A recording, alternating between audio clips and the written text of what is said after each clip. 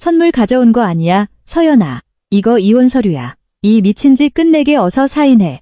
강민준의 목소리에 이서연은 순간 귀가 먹먹해지는 것 같았다. 결혼 15주년을 위한 서프라이즈라고 믿었던 순간이 단 1초 만에 악몽으로 변해버렸다. 두툼한 갈색 서류 봉투가 식탁 위로 무겁게 떨어졌다. 그녀가 오늘 새벽부터 꼬박밤을 새워 정성껏 만든 갈비찜 위였다. 서연의 손가락은 그대로 굳어버렸다. 입가에 머물던 미소는 서서히 혼란과 공포의 표정으로 바뀌었다. 그녀는 남편 강민준을 바라보았다. 온 마음을 다해 섬겼던 남자, 그를 위해 밥을 짓고 셔츠를 다리고 자기 자신보다 더 사랑했던 그 남자를 지금 그는 차가운 눈으로 그녀를 내려다보고 있었다. 애정 한 조각, 동정 한 톨도 없는 눈빛이었다. 마치 서연이 쓰레기통에 던져버리고 싶은 낡은 가구라도 되는 것처럼. 민준 씨, 서연의 목소리는 갈라져 나왔다. 목에 가시라도 걸린 듯했다. 이혼이라니요? 오늘 우리 기념일이잖아요? 농담하는 거죠? 민준은 대답하지 않았다. 대신 그는 몸을 돌려 현관문으로 향했다. 그가 문을 활짝 열었다. 마치 누군가 들어오기를 기다리는 듯했다. 그리고 그 문으로 서연의 심장을 멎게 할 두 번째 충격이 들어왔다. 어두운 밤의 장막을 뚫고 익숙한 여자가 들어섰다. 젊고 아름다웠다. 서연이 예전에 항상 비껴주던 긴 머리를 하고 있었다. 최유라. 그녀의 옆집에 살던 이웃의 사촌 동생으로 먹을 것이 없어 곤경에 처했을 때 서연이 거두어 주었던 아이였다. 서연이 대학을 졸업할 수 있도록 도와주고 민준의 회사에까지 취직시켜준 여자.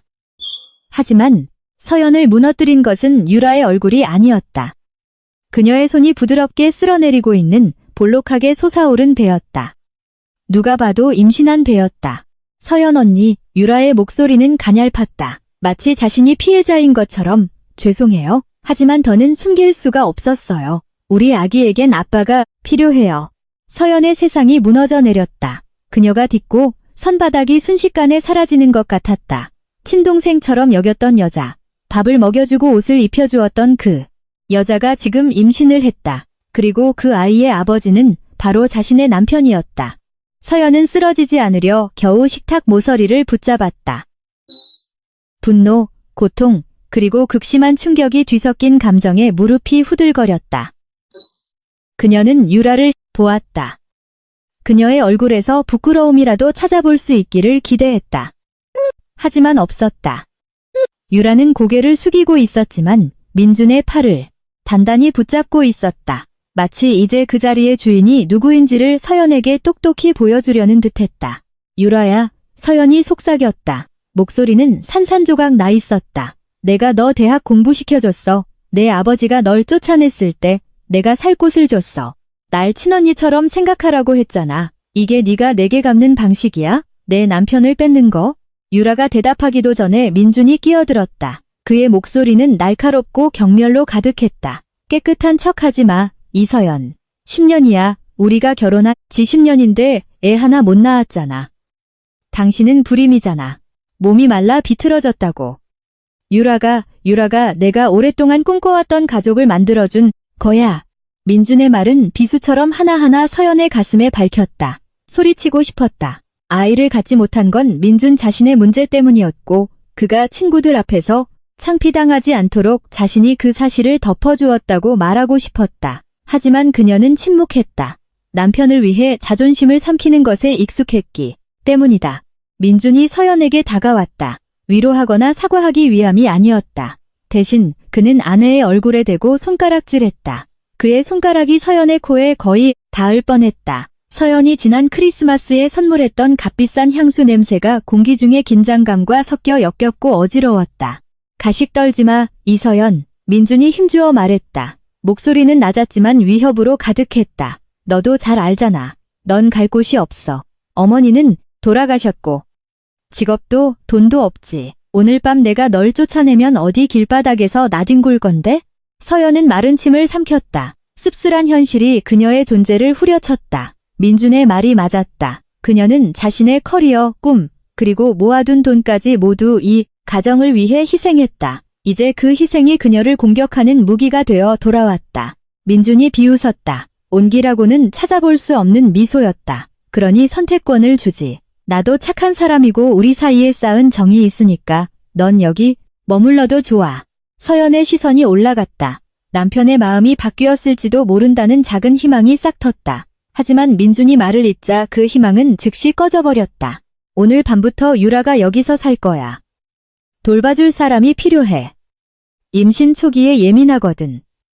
네가 이 집에 머물고 싶고 생활비를 받고 싶다면 우리를 위해 일해. 네가 집안일을 하고 요리를 하고 내 아내와 아이를 시중드는 거야. 마치 얼음 송곳이 서연의 심장을 찌르는 것 같았다. 그녀가 집의 여왕으로 섬겼던 남편이 이제 그녀를 자신의 집에서 하녀로 만들려 하고 있었다. 서연은 유라를 보았다. 지푸라기라도 잡는 심정으로. 유라야, 너도 여기에 동의하는 거야? 나야, 내 서연 언니. 유라는 시선을 피했다. 배를 쓸어내리며 불쌍한 척하는 그러나 냉기가 서린 목소리로 말했다. 죄송해요, 언니. 몸이 안 좋아서요. 휴식이 필요해요. 그리고 제 아기에겐 안정적인 환경이 필요하고요. 언니도 이해해 주실 거죠? 서연의 시야 가장자리에 유라가 쥔 핸드폰 화면이 갑자기 밝아지는 것이 보였다. 전화가 오고 있었다. 유라는 쏜살같이 전화를 끊고 핸드폰을 주머니에 넣으며 민준이 눈치채지 못했는지 확인하려는 듯 슬쩍 그를 쳐다보았다. 무언가 숨기고 있었다. 유라의 눈에 서린 불안감은 임신 때문이 아니라 두려움 때문이었다. 서연은 귀에 걸린 진주 귀걸이를 만졌다. 어머니가 물려주신 모조 진주 귀걸이였다. 서연아, 무슨 일이 있어도 내 가치를 지켜야 한다. 어머니의 유언이었다. 하지만 이 순간 서연은 자신이 아무 가치도 없는 존재처럼 느껴졌다. 걸레보다도 못한 존재. 민주는 서연의 대답을 기다리지 않았다. 그는 몸을 돌려 15년간 함께 사용했던 안방으로 향했다. 잠시 후 안방문이 열렸다. 서연의 옷들이 밖으로 날아왔다. 그녀의 실내복, 원피스, 소지품들. 모든 것이 거실 바닥에 흩어졌다. 민주는 그것들을 쓰레기처럼 짓밟았다. 저거 치워. 민준이 유라의 어깨를 감싸고 한때 서연의 안식처였던 방으로 들어가며 명령했다. 민주는 계단 아래의 작은 문을 가리켰다. 낡은 신문과 고장난 가구들을 쌓아두는 창고였다. 이제부터 저 창고가 내 방이야. 그게 너한테 어울리는 곳이지. 내가 부르기 전엔 절대 위층으로 올라오지 마. 민준이 안방문을 닫았다. 문이 닫히는 소리가 온 집안에 울려 퍼졌고 그와 동시에 서연의 심장 마지막 조각이 부서지는 소리가 났다. 그녀는 거실 한가운데에 홀로 남겨졌다. 흩어진 자신의 옷가지에 둘러싸인 채 창고의 어두운 그림자가 그녀를 삼키기만을 기다리고 있었다.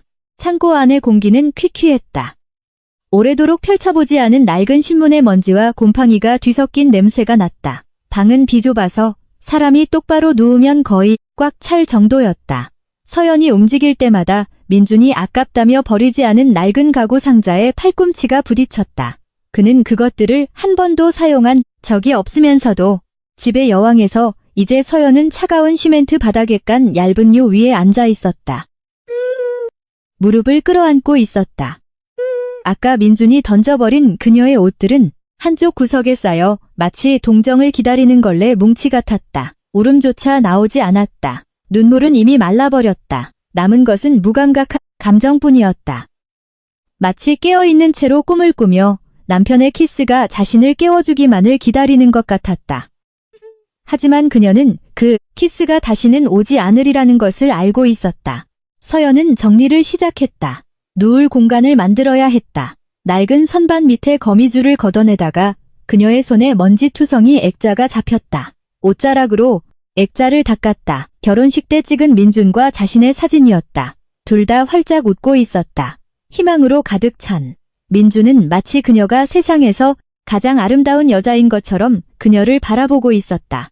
서연은 사진을 뚫어지게 보았다. 고통이 다시 밀려왔다. 천천히 가슴을 베는 듯했다. 그녀는 액자를 제대로 놓는 대신 뒤집어 버렸다. 민준의 얼굴이 시멘트 바닥을 향하도록. 그녀는 더 이상 저 남자를 알지 못했다. 그녀가 결혼했던 남편은 죽었다. 지금 위층에서 다른 여자와 함께 있는 자는 사람의 탈을 쓴 악마였다. 베개로 쓰기 위해 낡은 영수증 상자를 옮기다가 그녀는 캐비닛 맨 아래에 끼어 있는 갈색 서류 봉투 하나를 발견했다. 낡고 가장자리는 존벌레가 약간 갉아먹은 상태였다. 서연은 호기심에 그것을 끌어당겼다. 안에는 은행 서류와 토지 등기부 등본이 들어있었다. 그녀에게는 생소한 회사 이름으로 되어 있었다. SY홀딩스. 서연은 미간을 찌푸렸다. SY는 자신의 이니셜이었다. 왜 민준이 그녀의 이니셜을 그녀도 모르는 회사 이름에 사용한 걸까? 생각에 잠기기도 전에 위층 안방의 천장에서 쿵쿵거리는 발소리가 들렸다. 그 뒤를 이어 웃음소리가 들렸다. 유라의 날카로운 웃음소리가 민준의 깊은 웃음소리와 뒤섞였다. 그 모든 소리가 서연의 머리에 못을 박는 것 같았다. 그녀는 재빨리 봉투를 낡은 잡지들 밑으로 다시 쑤셔 넣었다. 지금은 때가 아니었다. 내일 저 서류들이 무엇인지 알아낼 것이다. 지금은 잠을 자야 했다. 비록 자신을 망가뜨린 사람들의 행복한 소리를 몇 초 들을 때마다 심장이 저미는 것 같았지만 아침은 예고 없이 찾아왔다. 눈이 시리게 밝은 햇살과 가슴이 더 시리게 아픈 현실을 안고서 새벽 5시 서연은 이미 깨어 있었다. 민준의 아침 식사를 준비하기 위해 일찍 일어나는 것이 몸에 배어 있었다. 그녀는 기계적으로 일어나 부엌의 작은 세면대에서 세수를 하고 밥을 볶기 시작했다. 마늘과 갓 구운 소시지 냄새가 부엌을 가득 채웠다. 서연은 잠시 어젯밤의 일을 잊었다. 마치 평범한 하루인 것처럼 위층 침실문이 열리고 유라가 내려오기 전까지는 유라는 서연의 실크 가운을 입고 있었다. 그녀의 어머니가 선물해준 서연이 가장 아끼는 가운이었다. 유라의 몸에 딱 달라붙어 의도적으로 살짝 열린 앞서프로 가슴의 곡선과 솟아오른 배를 과시하고 있었다. 언니, 무슨 음식을 이렇게 역하게 만들어? 유라가 코를 막으며 불평했다. 그녀는 민준의 자리인 식탁 상석에 앉았다. 나 지금 냄새에 예민한 거 알잖아. 마늘 냄새 때문에 토할 것 같아. 서연은 국자를 쥔 손이 떨리는 것을 억지로 참았다.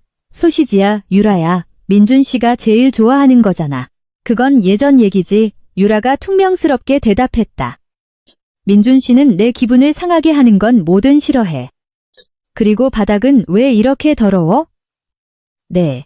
슬리퍼 좀 봐. 먼지가 바로 붙잖아.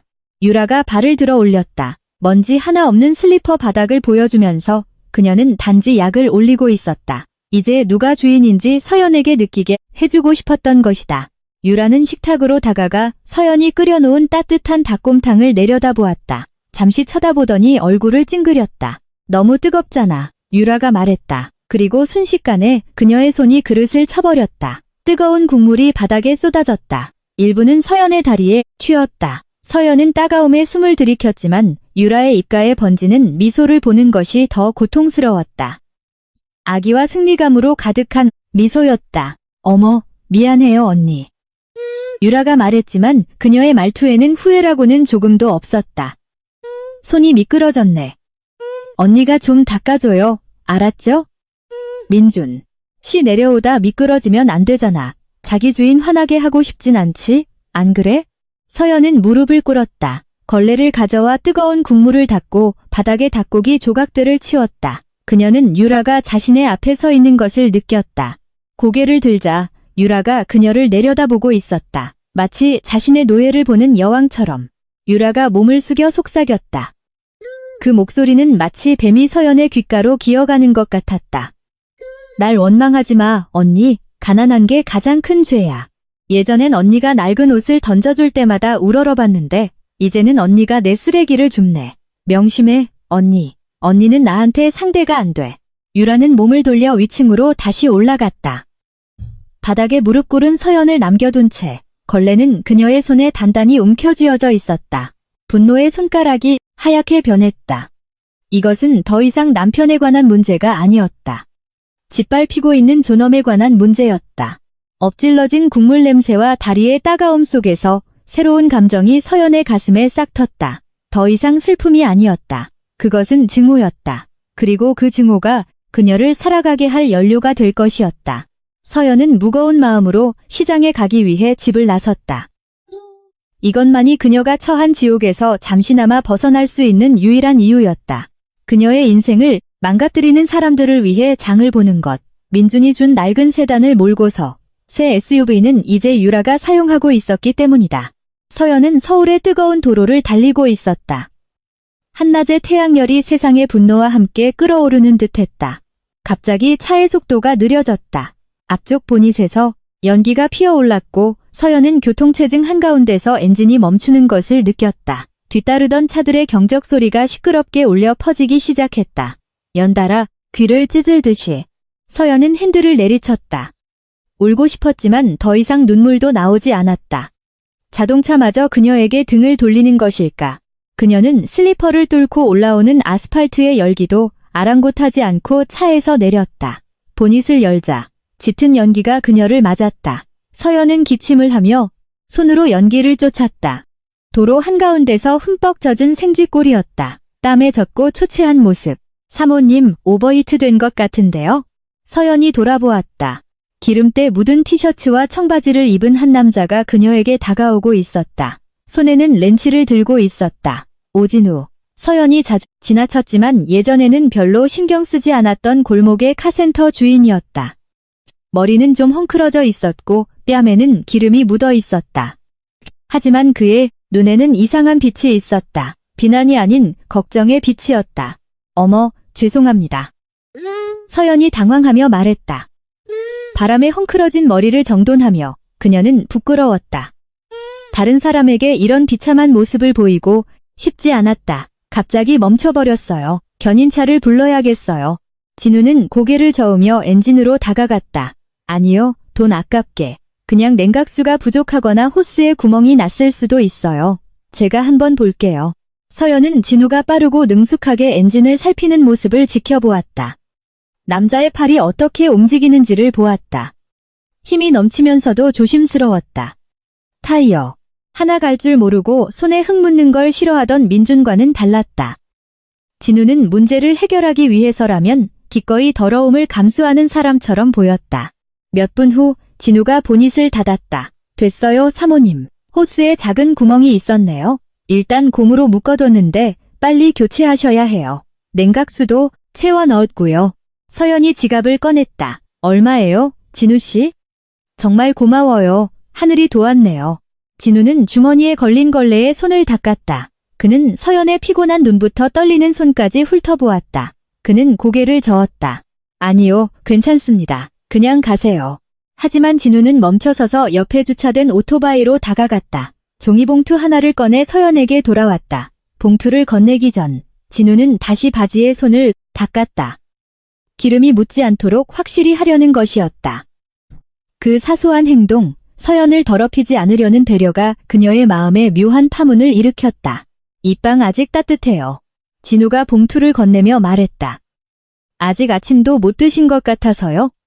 차는 고치면 되지만 사람은 달려야 할 연료가 필요하잖아요. 식사 꼭 챙기세요, 서연씨. 서연은 멍해졌다. 오랜 시간 만에 처음으로 누군가 그녀에게 밥은 먹었는지 물어봐 주었다. 항상 다른 사람의 식사를 걱정하는 것은 그녀의 몫이었다. 손바닥에 느껴지는 빵의 온기에 낯선 사람의 작은 친절에 울음이 터질 것 같았다. 고마워요. 그녀가 속삭였다. 서연이 떠나려 할 때 진우가 다시 입을 열었다. 하지만 이번에는 목소리가 진지하고 낮았다. 서연씨, 조심하세요. 진우는 주위를 살핀 후 말을 이었다. 예전에 사장님 민준이 제 카센터에 자주 왔었어요. 별로 좋지 않은 사람들과 얘기를 나누더군요. 은행이 아닌 사채업자들 같은. 그가 무슨 짓을 하든 당신이 휘말리지 않도록 조심하세요. 서연의 심장이 빠르게 뛰었다. 진우의 경고는 갈색 봉투에 대한 그녀의 의심을 확신시켜주는 듯했다. 그녀는 그저 진우에게 고개를 끄덕일 뿐. 말을 찾지 못하고 차에 올랐다. 집으로 운전해 가는 동안 서연은 빵을 씹었다. 빵 맛은 단순했다. 하지만 그날 그녀가 맛본 것 중 가장 맛있는 것이었다. 집에 도착하자 그녀가 느꼈던 작은 위안은 순식간에 사라졌다. 계단 밑 창고문이 열려 있었다. 그녀의 물건들이 밖에 널려 있었다. 낡은 옷, 베개. 민준이 그 좁은 창고 안에서 무릎을 꿇고 있었다. 어젯밤 서연이 정리해둔 상자들을 뒤지고 있었다. 어디 있는 거야? 민준이 소리쳤다. 얼굴은 분노와 땀으로 붉어져 있었다. 서연은 장바구니를 떨어뜨리고 달려갔다. 민준씨, 내 물건에 뭐 하는 거예요? 민준이 돌아보았다. 눈이 번뜩였다. 당신 개인 인감, 어디 있어? 당신 서명 찍힌 도장 말이야. 은행 서류에 필요해. 설마 버렸다고는 하지 마. 서연은 온몸이 차가워졌다. 그 인감은 예전에 아버지 사업에만 사용했던 것이었다. 왜 민준이 지금 그걸 필요로 할까? 그리고 왜 은행 때문에? 어디 있는지 몰라요. 서연은 거짓말을 했다. 사실은 그녀가 들고 있는 가방 안에 있었지만 옛날 집에 두고 왔나 봐요. 민준이 벌떡 일어나 서연의 팔을 세게 붙잡았다. 찾아내. 내일까지 못 가져오면 당신이 뭘 찾게 될지 알게 될 거야. 당신 돌아가신 어머니랑 같이 길바닥에 나앉는 걸로 안 끝날 줄 알아. 그는 서연을 거칠게 밀치고 위층으로 올라갔다. 서연은 엉망이 된 자신의 방 한가운데에 남겨졌다. 인감이 숨겨진 가방을 끌어안은 채 그녀는 폭풍이 시작되고 있음을, 그리고 진우의 경고가 현실이 되고 있음을 직감했다. 그 후 며칠 동안 서연은 모범적인 하녀가 되었다. 일찍 일어나 온 집안을 청소하고 유라가 원하는 모든 음식을 요리했다. 하지만 순종적인 모습, 뒤에서 그녀의 눈은 항상 주변을 살피고 있었다. 먹잇감의 잘못된 움직임을 기다리는 독수리처럼 서연은 유라의 말과 행동이 일치하지 않는 작은 디테일들을 포착했다. 한 번은 유라가 계단을 아주 빠른 속도로 뛰어내려오는 것을 보았다. 임신이 예민하다는 사람치고는 전혀 힘들어 보이지 않았다. 또한 그녀의 입에서 자주 민트 냄새가 났지만 그 속에는 이상한 쓴맛이 섞여 있었다. 마치 치약으로 덮은 술 냄새 같았다.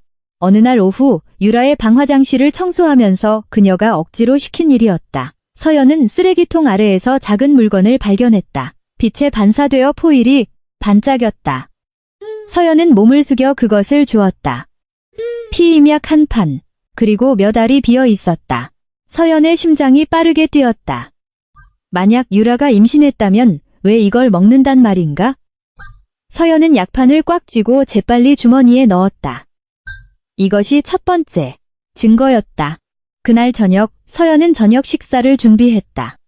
비린내가 유독 심한 생선머리 매운탕, 그리고 쓴맛이 강한 여주와 고추잎을 듬뿍 넣었다. 어른들은 임산부에게 영양 만점이라고 했지만 그녀는 유라가 비린내와 쓴맛을 극도로 싫어한다는 것을 알고 있었다. 식사하세요. 서연이 유라 앞에 김이 모락모락 나는 그릇을 내려놓으며 밝게 불렀다. 특별 요리야 유라야. 여주를 넣은 생선머리 매운탕. 할머니가 그러셨는데 아이가 튼튼하게 자리를 잡는데 좋대. 문자 메시지에 바빴던 민준도 서연의 말을 듣고 고개를 들었다. 들었어, 자기? 우리 아기를 위해서 먹어. 영양가 높다잖아. 유라는 얼굴이 창백해졌다.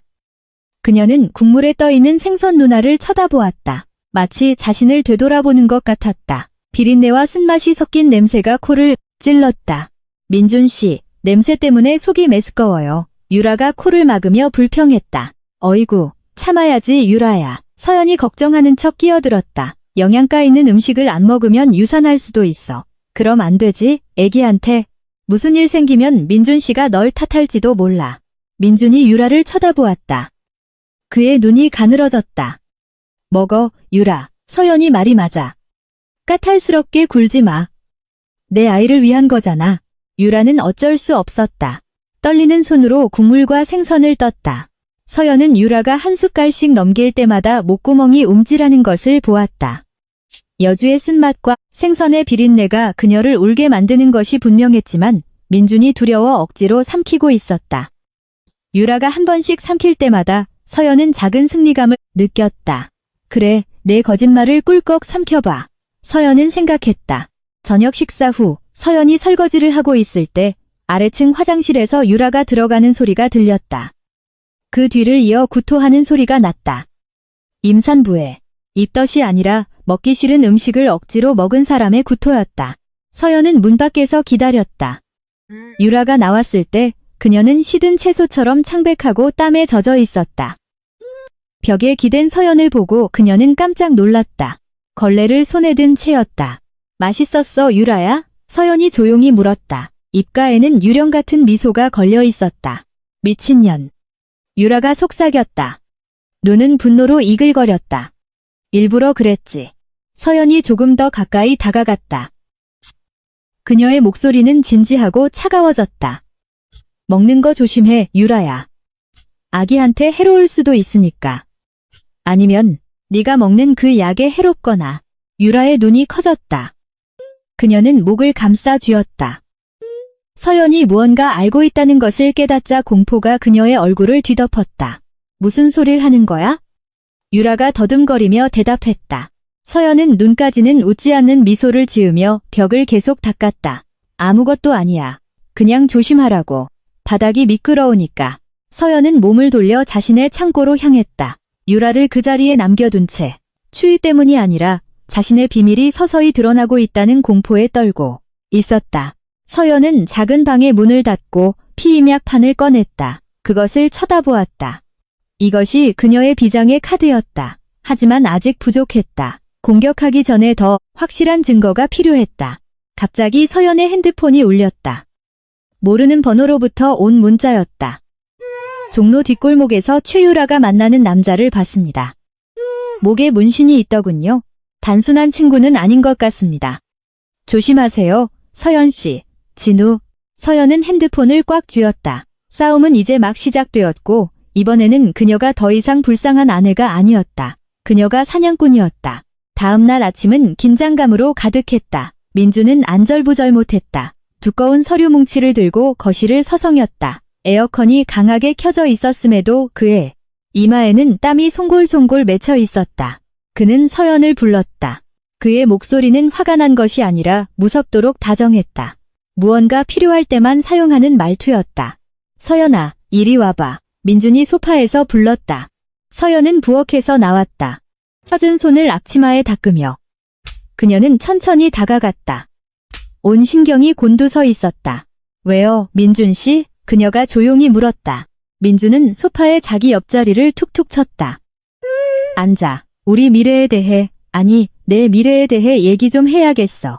서연은 거리를 유지하며 소파 끝에 앉았다. 민주는 볼펜을 건네며 X 표시가 된 서류 페이지들을 가리켰다. 난 우리가 원만하게 헤어졌으면 좋겠어, 서연아. 민준이 가짜 동정심이 가득한 목소리로 시작했다. 널 빈손으로 내쫓고 싶진 않아. 그래서 재산 분할을 정리해뒀어. 네가 할 일은 여기에 서명하는 것뿐이야. 지방에 있는 낡은 집이랑 약간의 월 생활비를 줄게. 서연은 서류를 보았다. 글씨는 작고 빽빽했다. 읽기 어려웠다. 하지만 그녀는 진우의 경고를 기억했다. 창고에서 봤던 갈색 봉투, SY, 홀딩스를 떠올렸다. 왜 이렇게 서명할 게 많아요? 민준 씨? 서연이 순진한 척 물었다. 그리고 이 채무 이전은 뭐예요? 민준의 표정이 미세하게 변했지만 그는 재빨리 억지 미소로 그것을 감췄다. 그냥 변호사들이 쓰는 전문 용어야. 서연아, 신경 쓰지 마. 중요한 건 네가 너만의 돈을 갖게 된다는 거지. 그게 네가 원하던 거 아니었어? 자유. 민주는 볼펜을 서연의 손에 쥐어주려 했다. 자, 어서 서명해. 네가 새 인생을 시작할 수 있도록, 그리고 우리도 유라랑 행복해질 수 있도록. 유라의 이름을 언급하는 것과 민준의 가식적인 배려는 서연의 피를 끓게 했다. 그녀는 서명하는 순간 자유가 아니라 수갑을 차게 되리라는 것을 알았다. 빚, 불법 거래, 모든 것이 그녀의 이름으로 넘어갈 것이었다. 그녀를 방패막이로, 희생양으로 만들려는 속셈이었다. 민준의 비리가 터지면 떨리는 손으로 서연은 볼펜을 받았다. 민준은 그녀를 뚫어지게 보았다. 그의 눈은 탐욕과 조급함으로 가득했다. 서명해. 민준이 속삭였다. 인내심이 서서히 바닥나고 있었다.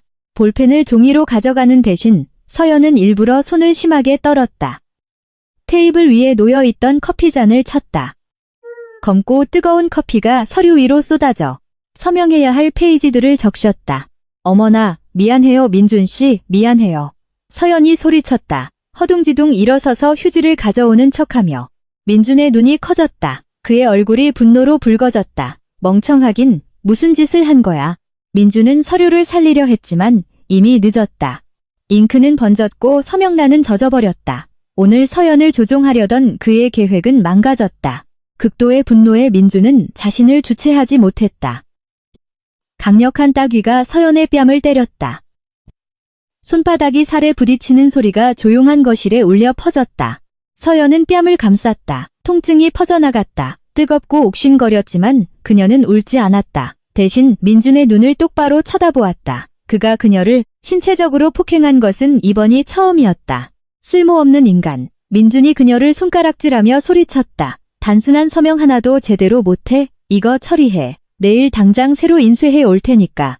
그때도 서명 안 하면 각오하는 게 좋을 거야. 민준은 발을 쿵쿵 울리며 떠났다. 붉어진 뺨을 한 채 거실 한가운데 서 있는 서연을 남겨두고 서연은 아래층 화장실로 들어가 문을 잠갔다. 거울을 보았다. 민준의 손자국이 그녀의 얼굴에 서서히 드러나기 시작했다. 그녀는 그 자국을 만졌다. 통증은 진짜였지만 두려움은 사라졌다. 그것은 차가운 결심으로 바뀌었다. 그녀는 앞치마 주머니에서 핸드폰을 꺼냈다. 떨리는 손가락으로 돌아가신 어머니의 친구였던 홍 변호사의 번호를 눌렀다. 여보세요, 홍 변호사님. 서연이 목소리가 갈라지는 것을 억누르며 속삭였다. 저 서연이에요. 도와주세요. 그들이 저를 감옥에 보내려고 해요. 하지만 전 당하지 않을 거예요. 수학이 넘어 변호사의 목소리는 진지하고 단호했다. 내일 내 사무실로 오게, 서연 양.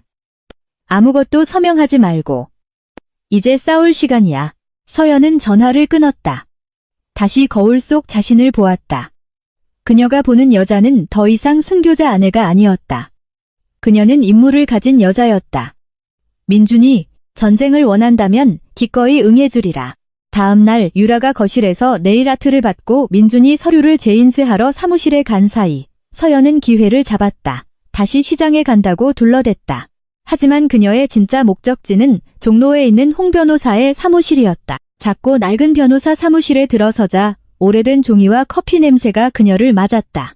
홍 변호사는 나이가 지긋했지만 여전히 총명한 남자로 그녀를 즉시 앉혔다. 하마터면 큰일 날 뻔했군. 서연 양. 홍 변호사가 서연이 커피를 쏟기 전 몰래 찍어둔 서류 사진을 보며 말했다. 이걸 사기성 양도라고 하네. 자네 남편은 자기 회사인 SY홀딩스의 빚을 자네에게 떠넘기려 한 거야.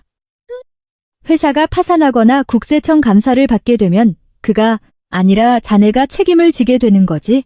서연은 분노에 몸서리쳤다. 제가 그 사람에게 그렇게 하찮은 존재였나요, 변호사님? 저를 속인 것뿐만 아니라 감옥에까지 보내려고 하다니요. 걱정 말게. 변호사가 안경을 고쳤으며 대답했다. 계획이 있네. 하지만 돈을 주고 회사를 운영하는 사람이 그라는 확실한 증거가 필요해. 자네가 아니라. 기록, 은행 거래 내역, 이메일 같은 것들이 필요하단 말일세. 그런 걸 어떻게 구하죠? 서연이 물었다. 그 사람 노트북은 비밀번호로 잠겨 있고 유라는 항상 제 뒤를 쫓아다니는데요. 갑자기 사무실 문이 열렸다. 진우가 헬멧을 들고 들어왔다. 서연은 깜짝 놀랐다. 진우 씨, 여긴 어쩐 일이세요? 진우는 멋쩍게 웃었다. 홍 변호사님이 부르셨어요. 서로 아는 사이거든요. 예전에 제 카센터 부지 문제로 도움을 받았어요. 변호사님이 당신에게 도움이 필요하다고 하시더군요. 서연 씨, 혼자서는 할 수 없어요. 진우는 다가와 서연 옆에 앉았다. 그의 존재가 그녀에게 묘한 용기를 주었다. 제가 밖에서 당신의 눈과 귀가 되어 드릴게요. 최유라를 미행해서 종로에서 봤던 그 남자가 누군지 알아내겠습니다. 당신은 서연 씨, 집안에서 강해져야 해요. 최유라가 실수하도록 겁을 줘야 합니다. 겁을 주라니요? 그래. 홍 변호사가 대답했다. 죄책감을 가진 사람은 쉽게 겁을 먹지. 미신을 이용하게. 양심을 이용해. 그녀에게 양심이란 게 있다면 말이지만 당황하면 실수를 할 거고 바로 그때 우리가 파고드는 거야. 서연은 새로운 임무를 안고 집으로 돌아왔다. 집에 도착하니 유라가 소파에 앉아 망고를 먹으며 TV를 보고 있었다. 서연은 조용히 부엌에서 소금을 한 줌 가져왔다. 그녀는 유라가 자주 다니는 계단으로 향했다. 계단 하나하나에 소금을 조금씩 뿌렸다. 유라가 그것을 발견했다. 어이, 언니, 그게 무슨 지저분한 짓이야? 왜 소금을 뿌리고 다녀? 서연이 돌아보았다. 아이. 얼굴은 진지하고 신비로웠다. 액막이야 유라야. 이 집에 나쁜 기운이 느껴져서. 어떤 무당이 그러는데 거짓말쟁이랑 남의 것을 빼앗는 사람에게 화가 난 떠도는 영혼들이 있대. 아기들을 데려가고 싶어 한다고. 유라는 창백해졌다. 망고를 떨어뜨렸다. 서연은 유라가 시골 출신이라 귀신이나 도깨비 이야기에 익숙하다는 것을 알고 있었다. 초자연적인 것에 대한 두려움은 때로 사람에 대한 두려움보다 강했다. 겁주지 마. 유라가 소리쳤지만 목소리가 떨리는 것은 분명했다. 겁주는 거 아니야. 서연이 유라에게 다가가며 속삭였다. 단지 알려주는 거야. 옛말에 귀신 울음소리가 들릴 땐 아직 멀리 있는 거래. 하지만 조용해지면 바로 내 옆에 와 있는 거라고.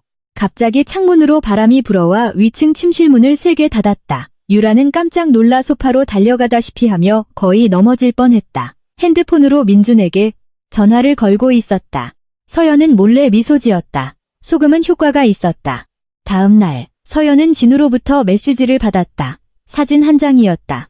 유라가 종로의 어두운 골목에서 목에 커다란 용 문신을 한 남자와 이야기하고 있었다. 돈을 주고받고 있었다.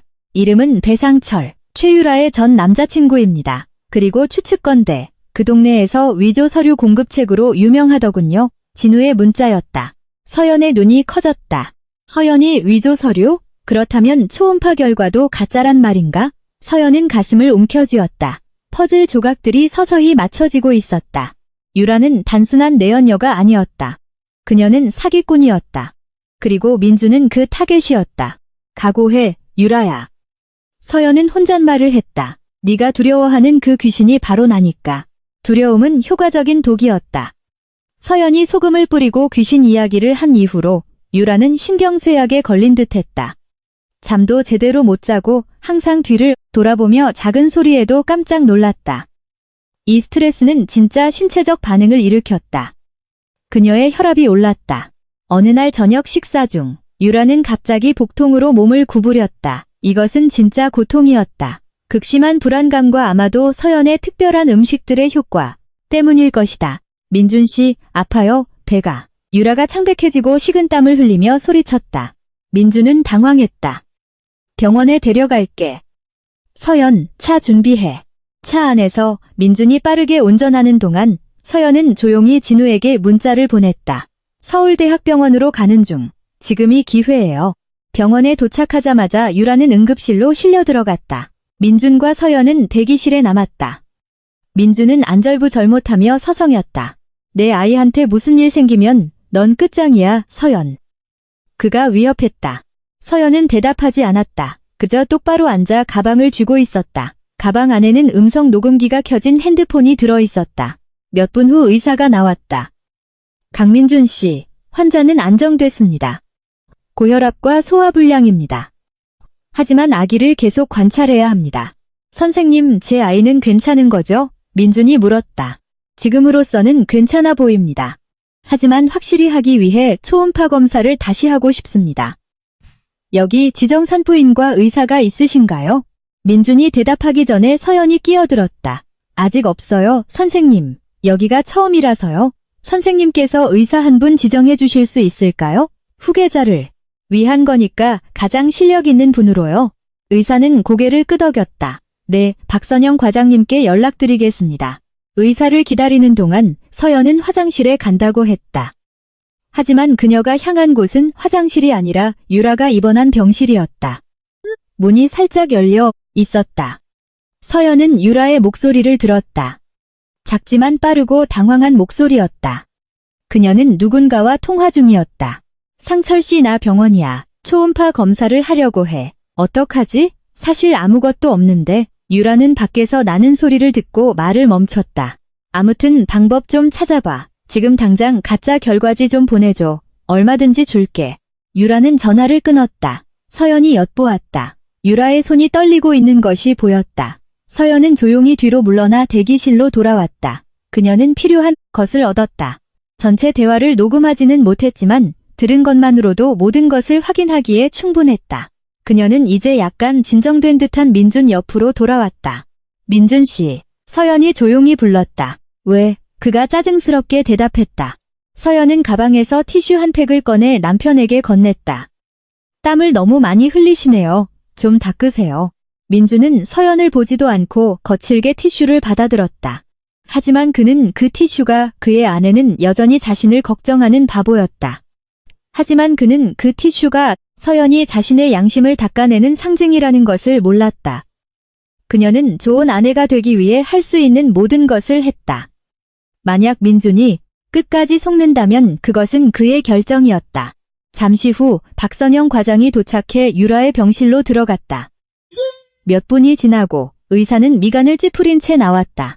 강민준 씨, 문제가 생겼습니다. 환자가 초음파 검사를 거부하고 있습니다. 난리를 치고 있어요. 자기 주치의가 오고 있다고 하더군요. 민준은 놀랐다. 뭐라고요? 왜 거부해요? 아이를 위한 건데. 환자 말로는 자기가 예민해서 기계의 방사선이 해로울 수 있다고 합니다. 의사가 설명했다. 초음파는 안전하기 때문에 유라의 이유를 이상하게 여기는 것이 분명했다. 민준은 일어나 병실로 달려갔다. 서연이 뒤따랐다. 안에서 유라는 침대에 앉아 배에 베개를 끌어안고 있었다. 싫어. 난 김 원장님 기다릴 거야. 내 상태를 아는 건 그분뿐이야. 유라, 무슨 김 원장이야. 민준이 소리쳤다. 지금 병원에 와 있잖아. 검사 받아. 싫다고 했잖아. 유라가 히스테리를 부렸다. 날 스트레스 받게 하고 있어. 아기가 다칠 거야. 혼란 속에서 서연은 모르는 번호로 유라에게 문자를 보냈다. 진실을 알고 있어, 유라. 아기는 없어. 그리고 모든 걸 녹음하고 있어. 계속. 연기하면 민준 씨한테 너랑 배상철 통화 내용 들려줄 거야. 핸드폰이 울리는 소리를 들은 유라는 그것을 확인했다. 메시지를 읽고 그녀의 눈이 커졌다. 누가 보냈는지 주위를 둘러보았다. 그녀의 시선이 서연과 마주쳤다. 서연은 옆에 조용히 서 있었다. 표정은 텅 비어 있었지만 그녀의 눈은 넌 끝났어라고 말하고 있었다. 유라는 갑자기 조용해졌다. 그녀의 난동은 공포로 바뀌었다. 나 괜찮아, 민준 씨. 유라가 작은 목소리로 말했다. 목소리가 떨렸다. 초음파는 안 해도 돼. 집에 가자. 그냥 피곤해서 그래. 민준은 유라의 갑작스러운 태도 변화에 의아해했다. 정말이야? 아까는 아파서 죽을 것 같았잖아. 응, 이제 괜찮아. 집에 가고 싶어. 민준은 여전히 의심으로 가득 찬 채 유라를 부축해 나갔다. 서연이 핸드폰을 든 채 그들을 뒤따랐다. 모든 것을 폭로할 적절한 시기는 아직 아니었다. 그녀는 민준이 수렁에 더 깊이 빠진 후에 그를 익사시키고 싶었다. 병원 밖에서 서연은 길 건너편 오토바이에 기댄 진우를 보았다.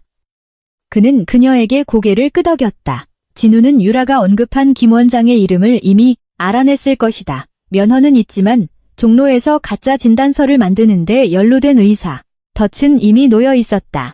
병원 사건 며칠 후 민주는 집에서 성대한 디너 파티를 열기로 결정했다. 목적은 자신의 성공을 과시하고 유라를 자신의 재산을 관리하는 친척으로 사업 파트너들에게 소개하는 것이었다. 서연은 한여로 숨겨두고 어떤 스캔들이 터지기 전에 자신의 이미지를 깨끗하게 만들고 싶었던 것이다. 서연, 민준이 거울 앞에서 넥타이를 매며 명령했다. 유니폼 입어. 검은색과 흰색으로 된 거. 그리고 말 시키기 전엔 입 열지 마. 네가 술이랑 음식을 서빙하는 거야. 서연은 그저 고개를 끄덕였다. 자신에게 주어진 역할을 받아들였다. 그녀는 민준이 사온 한여 유니폼을 입었다. 꽉 끼고 더웠다. 하지만 순종적인 모습 아래 그녀의 결심은 불타오르고 있었다. 손님들이 도착했다. 정부와 재계의 고위 인사들과 보석으로 치장한 그들의 아내들이었다. 민준의 신용카드로 산 값비싼 빨간 드레스를 입은 유라는 귀부인 행세를 했다. 민준에게 팔짱을 끼고 큰 소리로 웃으며 서연에게 계속 명령했다. 아줌마, 시장님 와인 좀 채워줘요. 유라가 모두가 듣도록 큰 소리로 명령했다. 정말 느려 터졌네. 서연은 다가가 와인을 따랐다.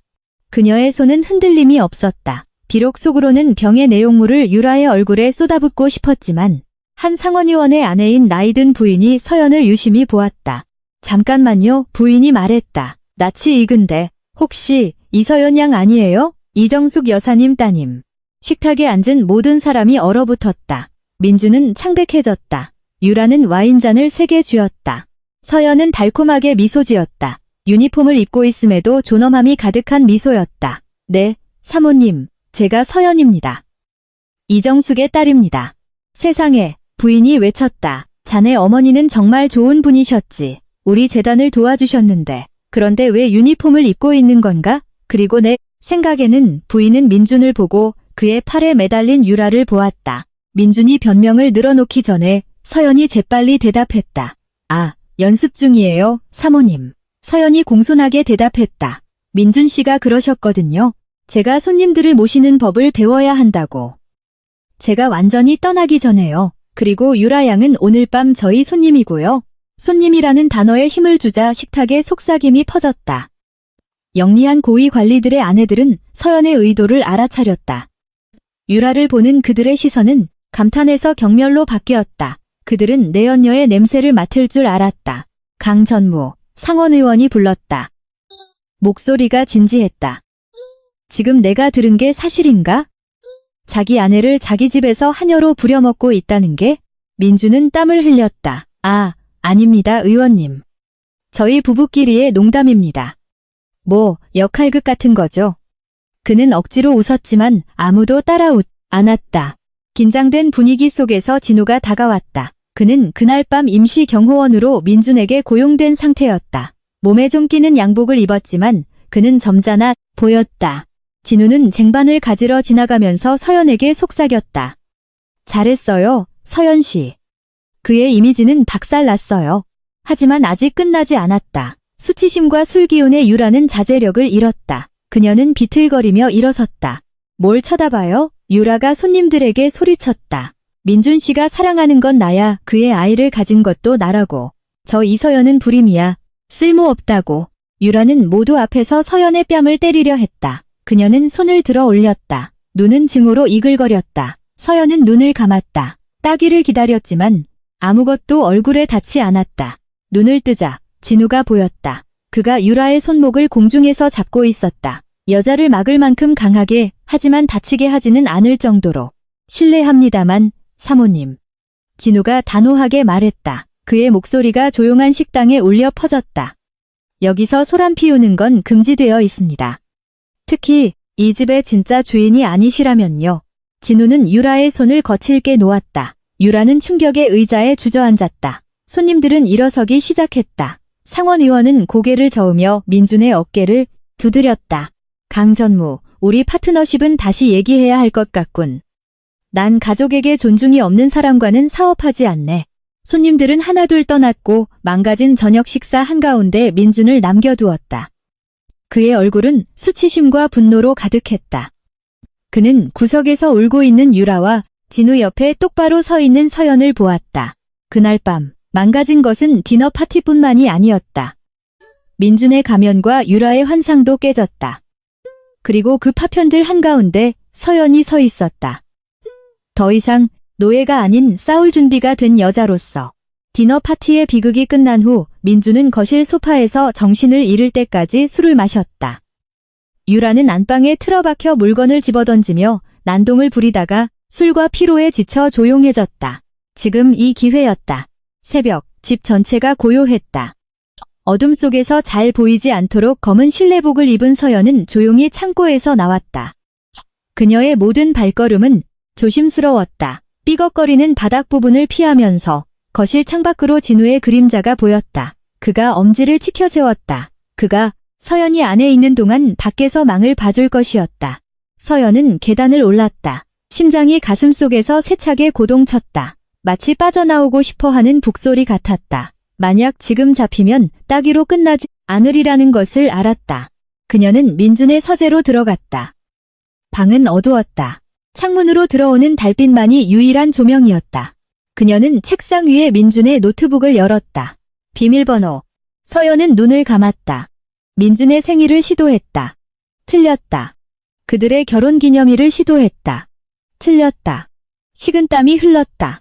생각해, 서연. 생각해. 그녀는 스스로에게 속삭였다. 이기적이고 돈에 집착하는 사람의 비밀번호는 뭘까? 유라의 이름을 시도했다. 틀렸다. 그녀는 책상 주위를 둘러보았다. 민준이 그의 어머니와 함께 찍은 액자 사진이 보였다. 민준이 항상 숭배하던 그의 어머니. 엄마 민준일. 노트북이 조용히 소리를 내며 켜졌다. 서연은 안도의 한숨을 내쉬었다. 그녀는 재빨리 홍 변호사가 준 USB를 꽂았다. 파일을 찾았다. SY, 홀딩스, 역외 계좌, 비밀 장부, 자금 세탁, 탈세, 그리고 서연의 이름을 도용한 위조 서류의 증거들이 모두 거기에 있었다. 복사를 시작했다. 화면의 진행률 표시줄이 끔찍하게 느리게 움직였다. 10%, 20%. 갑자기 서연의 주머니 속 핸드폰이 진동했다. 진우로부터 온 문자였다. 유라 깼음. 계단 내려가는 중 빨리. 서연의 눈이 커졌다. 화면을 보았다. 65%. 건너편 방의 안방문이 열리는 소리가 들렸다. 유라의 발소리가 무겁게 서재 방향으로 다가오고 있었다. 80%. 민준 씨, 어디 있어요? 유라가 불렀다. 목소리는 아직 술기운에 잠겨 있었다. 90%. 서재 문이 서서히 열렸다. 복도의 빛이 어두운 방으로 들어왔다. 서연은 99%라고 쓰여 있었음에도 불구하고 USB를 뽑았다. 노트북을 재빨리 닫고 책상 밑으로 기어들어갔다. 유라가 방으로 들어와 불을 켰다. 커다란 책상 아래 바닥에 웅크린 서연은 숨소리가 들리지 않도록 입을 막았다. 유라의 맨발이 책상 쪽으로 다가오는 것이 보였다. 유라는 책상 바로 앞에서 멈췄다. 노트북을 만졌다. 뜨거워. 유라가 속삭였다. 서연의 심장이 미친 듯이 뛰었다. 사기꾼들은 영리하다는 것을 그녀는 알고 있었다. 유라는 누군가 이것을 사용했다는 것을 알았다. 갑자기 창문에서 쿵 하는 소리가 났다. 돌멩이가 유리를 쳤다. 유라는 깜짝 놀라 창문 쪽으로 돌아보았다. 누구야? 유라가 등을 돌린 사이 서연은 조용히 책상 밑에서 기어나와 방 배편 끝에 있는 소파 뒤로 숨었다. 유라는 창문을 열고 밖을 내다보았다. 아무도 없었다. 하지만 아래쪽에서 고양이 한 마리가 멀리 달아나는 것이 보였다. 고양이였잖아. 유라가 짜증스럽게 말했다. 그녀는 창문을 닫고 불을 끄며 서재를 나갔다. 서연은 안도의 한숨을 내쉬었다. 온몸이 떨렸고 USB를 가슴에 꼭 껴안았다. 하마터면 그녀는 소리 없이 서재를 나와 계단을 내려갔다. 창고에 들어서자마자 문에 기대어 주저앉으며 눈물을 흘렸다. 두려움 때문이 아니라 안도감 때문이었다. 그녀는 이제 민준의 목숨을 손에 쥐고 있었다. 하지만 어댑터를 이용해 낡은 핸드폰에 USB를 꽂아 내용을 확인했을 때 그녀는 아까는 미처 보지 못했던 폴더 하나를 발견했다. 폴더 이름은 서연, 플랜 B. 그녀는 그것을 열었다. 안에는 서연의 이름으로 된 생명보험 증권 스캔본이 있었다. 수혜자는 강민준, 그리고 발행 날짜는 바로 지난주였다. 서연은 온몸이 얼어붙었다. 민준은 그녀를 감옥에 보내고 싶어 한 것이 아니었다. 그의 계획은 그보다 더 끔찍했다. 만약 민준이 감옥에 가게 되면 그는 돈이 필요할 것이었다. 그리고 서연의 보험금이 그 답이었다. 날 죽이려는 거야? 서연이 어둠 속에서 속삭였다. 눈물이 뺨을 타고 흘러내렸다. 이 싸움은 더 이상 돈이나 존엄에 관한 것이 아니었다. 그녀의 목숨을 건 싸움이었다. 그날 밤 서연은 잠들지 못했다. 모든 바스락거리는 소리, 모든 바람 소리가 그녀의 소름을 돋게 했다. 자신의 목숨의 가격이 매겨져 있다는 사실은 모든 것을 바꾸었다. 민주는 더 이상 배신한 남편이 아니었다. 그는 잠재적인 살인자였다. 다음 날, 민주는 일찍 집을 나섰다. 서두르는 기색이 역력했다. 서재에서 일어난 일에 대해 불안해하는 것이 분명했다. 유라는 집에 남아 전화로 무언가 속삭이고 있었다. 서연은 USB를 홍 변호사에게 전달해야 했다. 하지만 그녀는 감시당하고 있다는 것을 알았다. 집 주위에는 민준이 핸드폰으로 제어하는 CCTV가 설치되어 있었다. 나가야 해. 서연은 설거지를 하며 속삭였다. 방법을 생각했다. 그녀는 빗자루를 들고 마당으로 나갔다. 마른 잎을 쓰는 척했다. 사실 그녀는 카메라의 사각지대를 찾고 있었다. 커다란 망고나무 뒤 CCTV 렌즈가 닿지 않는 곳. 담벼락의 작은 틈으로 그녀는 반대편에서 기다리고 있던 진우에게 USB를 건넸다. 진우 씨. 서연이 속삭였다. 목소리가 떨렸다. 이거 홍 변호사님께 가져다 주세요.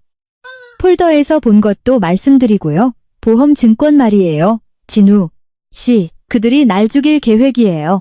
진우의 눈이 커졌다. 그는 담벼락 틈으로 서연의 손을 잡았다. 서연 씨, 그냥 저랑 같이 가요. 지금 당장 떠나요. 여긴 너무 위험해요. 서연은 도망치고 싶은 마음이 굴뚝 같았지만 고개를 저었다. 안 돼요. 지금 내가 떠나면 내가 파일을 가져간 걸 알게 될 거예요. 홍 변호사님이 영장을 받기도 전에 증거를 없애버릴 거예요. 내가 남아서 그들을 혼란스럽게 해야 해요. 제대로 생각하지 못하도록. 하지만 서연 씨, 가세요, 진우 씨, 서둘러요. 당신만이 내 희망이에요. 진우는 무거운 마음으로 그녀의 손을 놓았다. 돌아올게요. 혼자 두지 않을 거예요. 서연이 집 안으로 돌아오자 유라가 그녀를 맞았다. 팔짱을 끼고 눈썹을 치켜든 채 어디 갔다 와요? 유라가 물었다. 왜 이렇게 빗질이 오래 걸려? 낙엽이 너무 많아서요, 유라 양.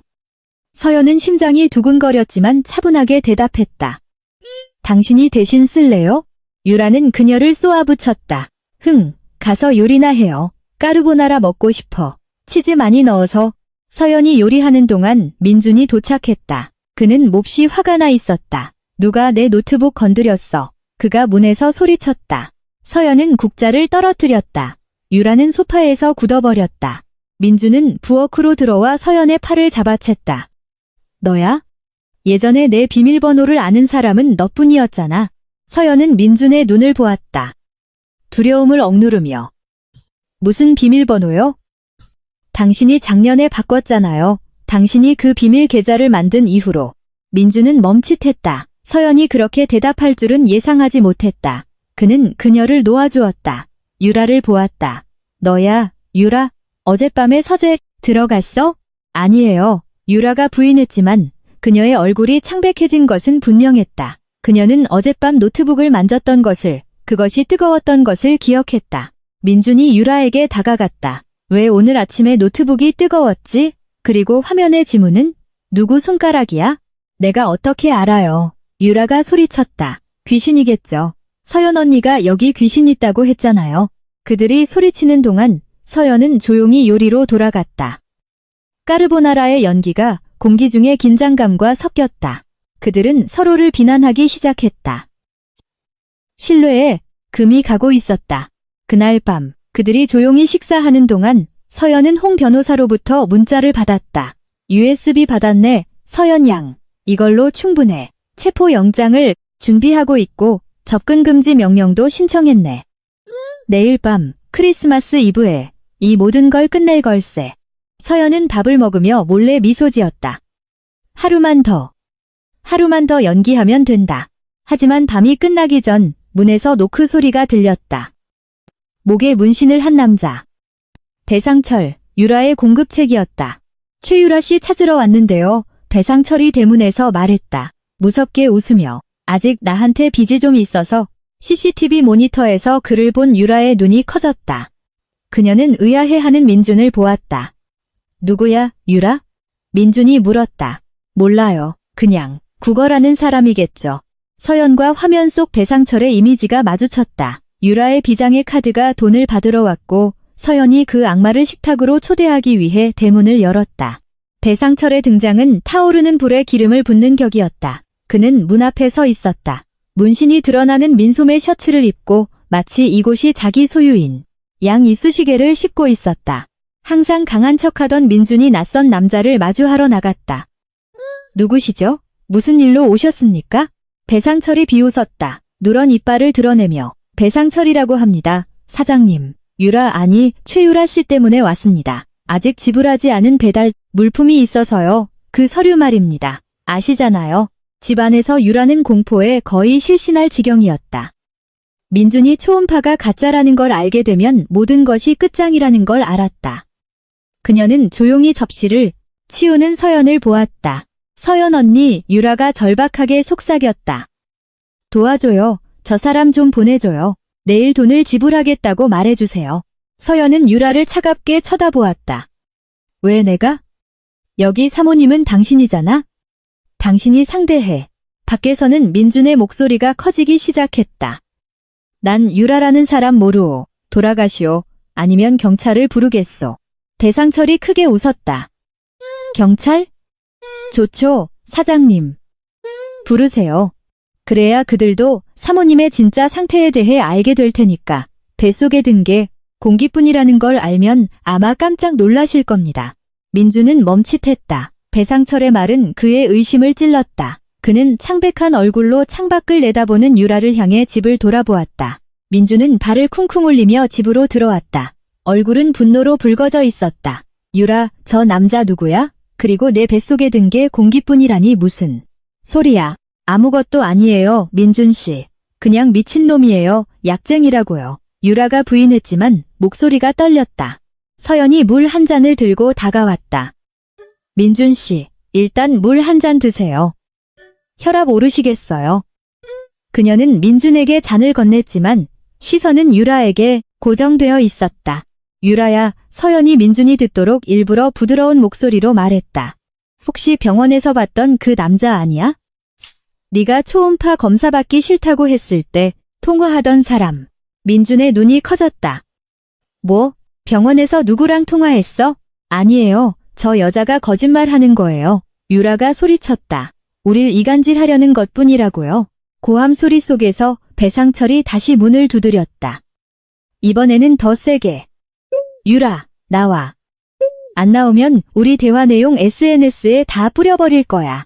민준은 더 이상 참지 못했다. 그는 유라에게 달려들어 팔을 붙잡았다. 진실을 말해. 정말 임신한 거야? 아닌 거야? 유라는 흐느껴 울었다. 임신했어요, 민준 씨. 믿어줘요. 하지만 지난주에 유산했어요. 당신이 날 떠날까봐 말하기 무서웠어요. 강력한 따귀가 유라의 뺨을 때렸다. 그녀를 지켜주겠다고 약속했던 남자. 민준이 바로 그녀를 때린 것이었다. 거짓말쟁이, 민준이 소리쳤다. 날 바보로 만들었어. 집도 주고 돈도 줬는데 날 속이기만 한 거야. 그들이 싸우는 동안 서연은 조용히 핸드폰을 꺼내 배상철에게 문자를 보냈다. 이제 가세요. 경비원들이 오고 있어요. 증거는 내일 퍼뜨릴게요. 밖에서 배상철은 다가오는 경비 순찰차를 보았다. 그는 재빨리 멀리 달아났다. 집 안에는 혼란만이 남았다. 유라는 바닥에 주저앉아 울고 있었다. 민주는 미친 사람처럼 자신의 머리카락을 쥐어뜯고 있었다. 그리고 서연. 그녀는 옆에 서서 거짓의 제국이 무너지는 것을 지켜보고 있었다. 이것이 끝의 시작이었다. 민준과 유라의 관계의 기반은 모래 위에 지어졌고 이제 파도에 휩쓸려가고 있었다. 민준이 서연을 보았다. 그의 눈에는 후회와 필요가 섞여 있었다. 서연아. 하지만 서연은 그저 등을 돌렸다. 쉬러 가야겠어요, 민준 씨. 나한테 어울리는 곳, 창고로요. 서연은 작은 방으로 들어가 문을 잠갔다. 심장이 뛰는 것을 느꼈다. 빨랐지만 두려움 때문이 아니었다. 아드레날린 때문이었다. 내일은 크리스마스 이브. 그리고 그것은 강민준의 인생에서 가장 밝고 가장 어두운 밤이 될 것이었다.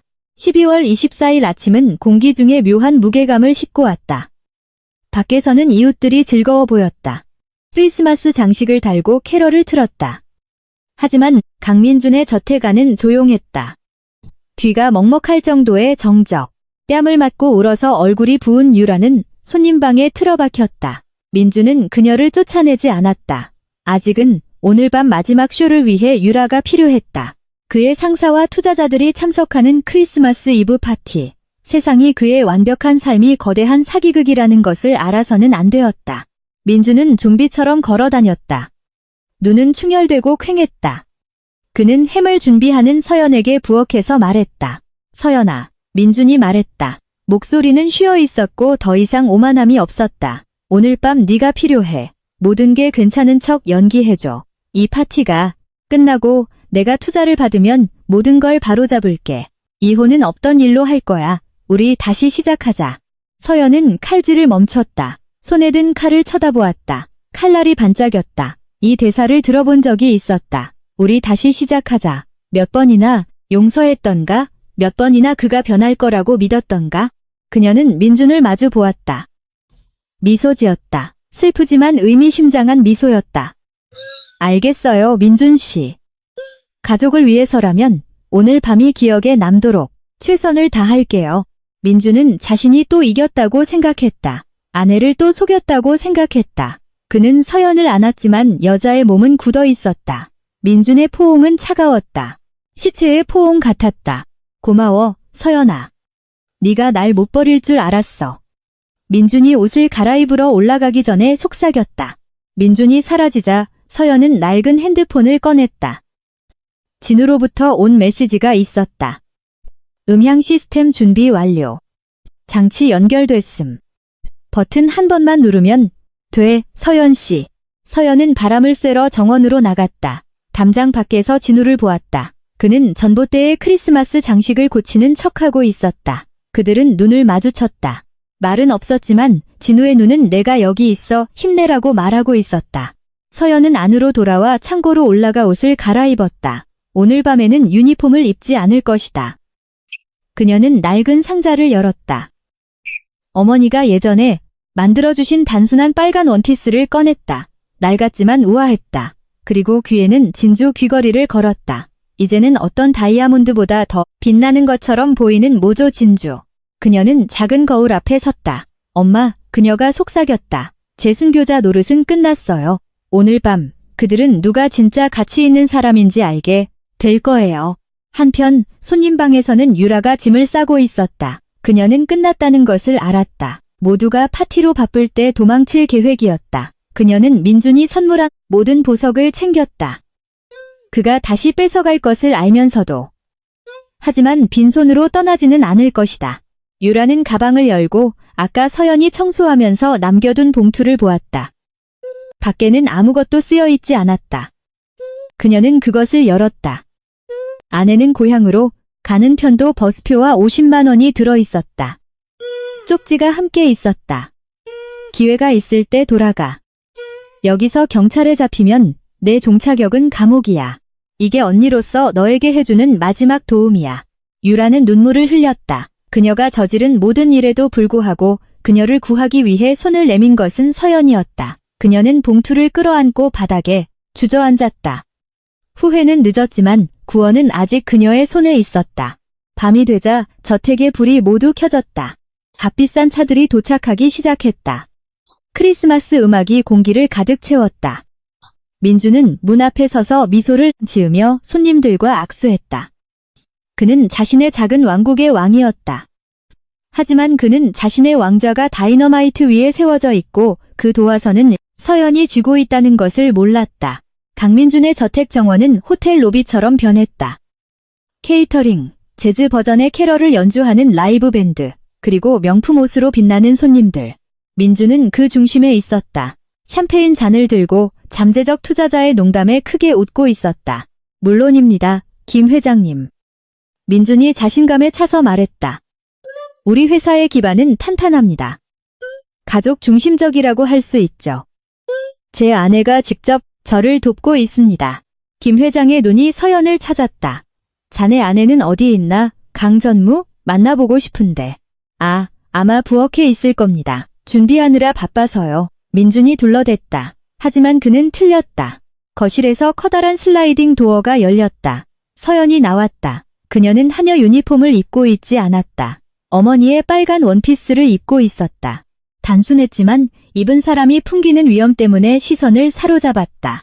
머리는 깔끔하게 묶어 올려 목선과 걸을 때마다 흔들리는 한 쌍의 진주 귀걸이를 드러냈다. 그녀를 알아본 몇몇 손님들이 조용해졌다. 오늘 서연의 분위기는 달랐다. 억압받는 모습이 아니었다. 주인의 모습이었다. 서연은 민준과 김 회장에게 다가갔다. 좋은 밤입니다, 김 회장님. 저는 강민준의 아내 이서연입니다. 민준은 놀랐지만 억지로 미소 지었다. 서연아, 쉬고 있는 줄 알았는데?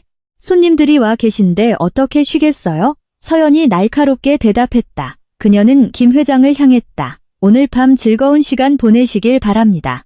여러분을 위해 많은 것을 준비했습니다. 한편 유라는 도망치지 못했다. 가방을 들고 떠나려던 것을 민준에게 들켰다. 그는 그녀를 막고 파티에서 조카 역할을 하도록 강요했다. 지금 유라는 구석에 서 있었다. 떨면서 화장도 하지 않고 낡은 옷을 입은 채 서연에 비하면 걸레 같았다. 행사가 시작되고 민주는 정원에 세워진 작은 무대로 올라갔다. 마이크를 잡았다. 신사숙녀 여러분, 민준이 시작했다. 메리 크리스마스. 와주신 모든 분께 감사드립니다. 오늘 밤은 성공과 가족을 위한 밤입니다. 그는 음향 시스템 부스 옆에 서 있는 서연을 보았다. 그녀에게 미소 지었다. 쇼에 동참하라고 명령하는 미소였다. 제 사랑하는 아내, 서연을 모시고 건배사를 듣겠습니다. 민준이 말했다. 이것은 모두에게 자신들이 괜찮고 아무 문제가 없다는 것을 보여주기 위한 그의 방법이었다. 서연은 무대로 올라가 민준에게서 마이크를 받았다. 그녀의 손은 차가웠지만 흔들림이 없었다. 고마워요, 민준 씨. 서연이 말했다. 그녀의 목소리는 스피커를 통해 선명하게 울렸다. 당신 말이 맞아요. 오늘 밤은 진실을 위한 밤이에요. 사람들은 크리스마스에는 정직해야 한다고 하죠. 그래서 여러분과 한 이야기를 나누고 싶습니다. 민준의 미간이 찌푸려졌다. 서연아, 뭐 하는 거야? 그가 속삭였다. 서연은 그를 무시했다. 관중을 보았다. 문 밖에서 지켜보는 진우를 보았다. 막 문으로 들어선 홍 변호사와 사복을 입은 2명의 경찰을 보았다. 이 이야기는 진주에 관한 것입니다. 서연이 계속했다. 어떤 사람들은 가짜라고 생각했던 진주가 있습니다. 값비싼 상자에 담겨있지 않았기 때문이죠. 그리고 어떤 사람들은 진짜라고 생각했던 진주가 있습니다. 겉은 화려했지만 속은 깨져 있었기 때문입니다. 서연은 구석에서 고개 숙인 유라를 보았다. 그리고 민준을 보았다. 민준 씨, 이게 제 선물이에요. 서연이 말했다. 그녀는 주머니에서 작은 리모컨을 꺼냈다. 진우가 준 장치였다. 그것은 민준 뒤의 프로젝터에 연결되어 있었다. 원래는 사업 발표 자료를 보여주기 위한 것이었다. 서연이 버튼을 눌렀다. 뒤에 큰 화면이 켜졌지만 나온 것은 매출 그래프가 아니었다. 병원 CCTV에서 찍은 영상이었다. 영상에는 유라가 대기실 구석에서 배상철과 이야기하는 모습이 담겨 있었다. 상철 씨, 가짜 초음파 결과지가 필요해. 민준 씨가 돈을 낼 거야. 그 사람 바보거든. 뭐든 다 믿을 거라고. 유라의 목소리가 정원 전체에 울려 퍼졌다. 너무나도 선명하게 손님들은 숨을 멈췄다. 김 회장은 잔을 떨어뜨렸다. 이게 뭐야? 민준이 화면을 향해 소리쳤다. 배신을 보고 듣자 그의 눈이 커졌다. 하지만 서연은 아직 끝나지 않았다. 슬라이드가 바뀌었다. 이번에는 음성 녹음이 재생되었다. 민준과 그의 회계사의 목소리였다. 모든 빚을 이서연 이름으로 옮겨. 생명보험도 하나 만들어. 그녀가 사고라도 당하면 우리가 이득을 보는 거야. 깨끗하게 처리해. 정적, 귀가 먹먹할 정도의 정적. 민준은 마치 찬물을 뒤집어 쓴 것 같았다. 손님들을 보았다. 그들의 눈에 담긴 혐오를 보았다. 서연을 보았다. 서연은 여전히 무대 위에 서서 마이크를 들고 있었다. 아무 말도 하지 않았다. 증거가 그녀를 대신해 말해주고 있었다. 서연아. 민준이 떨며 속삭였다. 저거 왜 꺼야 하죠? 서연이 대답했다. 목소리는 감정으로 가득했지만 분노가 아닌 연민이었다. 저게 진실이에요, 민준 씨. 저게 우리 가족의 기반이었고요. 그 순간 파티의 화려함은 사라졌다. 남은 것은 썩어가는 거짓말의 악취뿐이었다. 정원은 혼돈의 장으로 변했다. 손님들의 속삭임은 비난의 고함으로 커졌다. 김 회장은 민준에게 다가가 잔의 내용물을 그의 얼굴에 던졌다. 이 짐승 같은 놈, 강민준. 김 회장이 소리쳤다. 내 놈의 더러운 짓에 나까지 끌어들일 뻔했구나. 살인자. 와인과 땀에 젖은 민준은 서연을 돌아보았다. 그의 얼굴은 더 이상 사람의 얼굴이 아니었다. 궁지에 몰린 짐승의 얼굴이었다. 너, 민준이 소리쳤다. 그는 무대 위에 서연에게 달려들었다. 내년 때문이야. 죽여버리겠어. 민준이 서연의 목을 조르려 하자 사람들이 숨을 멈췄다. 서연은 움직이지 않았다. 그저 남편을 쳐다볼 뿐이었다. 민준의 손이 서연의 목에 닿기도 전에 강한 힘이 그를 밀쳐냈다. 진우였다. 그는 재빨리 무대로 올라와 민준을 막았다. 진우는 주먹을 날렸다. 오랫동안 참아온 남자의 분노가 담긴 주먹이었다. 민준은 나가떨어져 음향 시스템 위로 쓰러졌다. 마이크의 피드백 소음이 귀를 찢을 듯 울렸다. 다시 한번 그녀에게 손대봐. 진우가 서연 앞에 벽처럼 서서 위협했다. 한편 유라는 도망치려 했다. 그녀는 가방을 끌고 문으로 달려갔지만 홍 변호사와 경찰들에게 막혔다. 어디 가십니까? 최유라 씨? 경찰이 물었다. 경찰서까지 동행하셔야겠습니다. 사기 및 공모 혐의로 체포영장이 발부되었습니다. 유라는 히스테리를 부렸다. 난 아무것도 몰라요. 다 강민준이 시킨 거예요. 난 임신했어요. 임신했다고. 그녀는 그것이 거짓말이라는 것을 모두가 알고 있음에도 발버둥 치며 소리쳤다. 한편 민준은 일어섰다. 입술이 터져 피를 흘리고 있었다. 주위를 둘러보았다. 더 이상 그의 편은 없었다. 투자자들은 떠났거나 핸드폰으로 영상을 찍고 있었다. 그의 화려함은 서커스가 되었다. 경찰들이 민준에게 다가갔다. 강민준 씨, 살인미수, 사기, 자금 세탁 혐의로 당신을 체포합니다. 당신은 묵비권을 행사할 권리가 있습니다. 수갑이 채워지는 동안 민주는 서연을 보았다. 그의 눈은 애원하고 있었다. 서연아, 내 아내. 나 좀 도와줘. 저들이 나한테 이러게 두지 마, 사랑해. 서연이 다가갔다. 민준을 쳐다보았다. 15년간 사랑했던 남자를. 사랑? 서연이 조용히 물었다. 민준 씨, 당신이 한 건 사랑이 아니었어요. 나에게는 그냥 사업이었죠. 그리고 이제 당신은 파산했어요. 서연은 끼고 있던 결혼 반지를 뺐다. 오랫동안 소중히 간직했던 금반지. 그녀는 그것을 민준의 발치에 떨어뜨렸다. 이거 가져요. 서연이 말했다. 변호사 비용으로 쓰세요. 경찰들이 민준을 끌고 나갔다. 그의 고함과 욕설은 경찰차에 태워지면서 서서히 멀어졌다. 유라는 다른 차에 태워지면서 크게 울고 있었다. 서연은 정원 한가운데에 홀로 남았다. 음악은 멈췄다. 손님들은 서서히 떠나고 있었다. 서연에게 존중의 눈빛을 보내며 그들은 그녀가 진정한 피해자이자 진정한 승자라는 것을 알았다. 서연은 어깨에 따뜻한 손길을 느꼈다. 진우였다. 괜찮아요? 그가 물었다. 서연은 고개를 끄덕였다. 깊은 숨을 내쉬었다. 공기는 다시 크리스마스 냄새가 났다. 가슴을 짓누르던 무게가 사라졌다. 두려움도 사라졌다. 이제 괜찮아요, 진우씨. 서연이 대답했다. 그리고 이번에 그녀의 미소는 진짜였다. 지금에서야 비로소 괜찮아졌어요.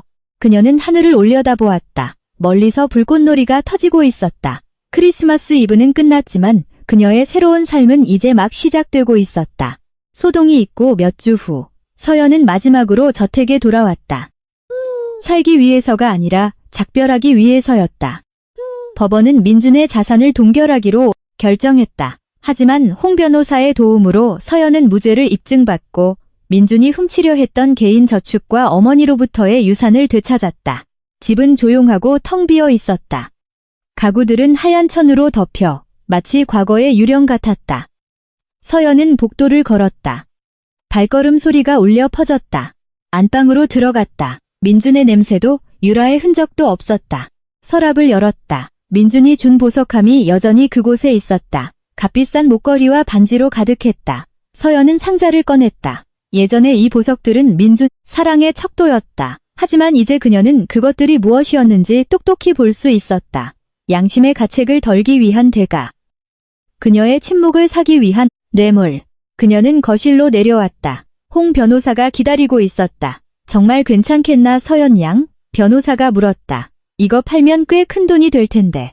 서연은 고개를 저었다. 그 사람에게서 온 돈은 필요 없어요. 변호사님, 자선단체에 기부해주세요. 엄마의 재단에요. 그곳에서 더 유용하게 쓰일 거예요. 그녀는 홍 변호사에게 상자를 건넸다. 마음이 가벼워졌다. 그녀가 남긴 유일한 것은 귀에 걸린 귀걸이 어머니의 모조 진주였다. 그것만이 진실이었다. 문 밖으로 나가자 진우의 낡은 트럭이 보였다. 더 이상 낡은 트럭이 아니었다. 새로 페인트 칠이 되어 있었고 옆에는 서연의 차라고 쓰여 있었다. 서연은 미소 지었다. 진우가 운전석에서 내려 미소 지었다. 준비됐어요? 진우가 물었다. 완전히요. 서연이 대답했다. 그녀는 트럭에 올라탔다. 민준의 SUV처럼 안락하지 않았다. 엔진 소리는 시끄럽고 더웠다. 하지만 서연에게는 세상에서 가장 편안한 차였다. 운전하는 사람이 그녀를 진심으로 사랑해주니까. 트럭이 저택에서 멀어지는 동안 서연은 사이드 미러를 보았다. 커다란 집이 점점 작아지다가 시야에서 사라졌다. 후회는 없었다. 어디로 모실까요, 사모님? 진우가 농담했다. 강릉으로요. 서연이 대답했다. 햇살로 가득한 앞길을 보며 바다가 있고 신선한 공기가 있고 아무도 가식 떨지 않는 곳으로. 진우가 서연의 손을 잡았다. 그의 손바닥은 거칠었다. 일로 굳은 살이 박여 있었지만 따뜻하고 안전했다. 어디든요, 서연씨. 어디든. 그 순간 서연은 자신이 단지 살아남은 것이 아니라는 것을 알았다. 그녀는 다시 태어났다. 진흙에 덮여있던 진주가 비에 씻겨 이제 스스로의 빛으로 빛날 준비가 되었다.